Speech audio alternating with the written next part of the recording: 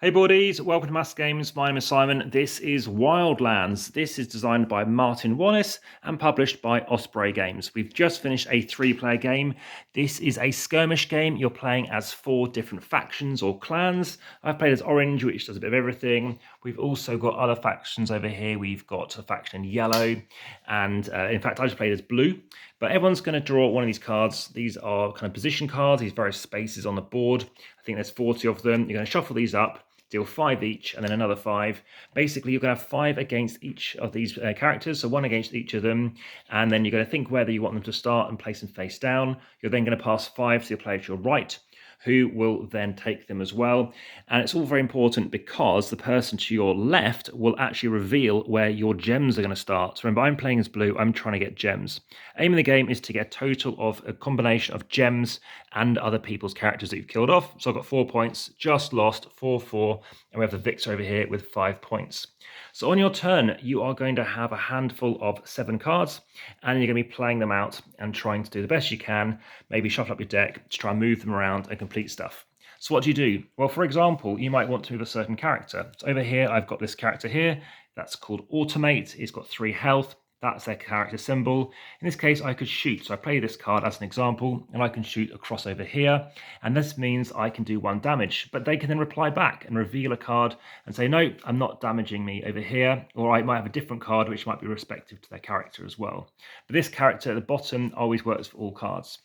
Then what can happen is that of course person has now lost a card. They've got fewer cards. I might want to move, so you can use your characters to move as well.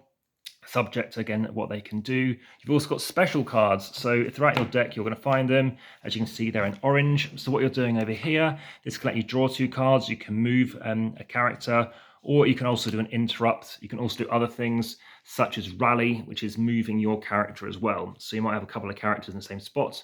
You can move them around.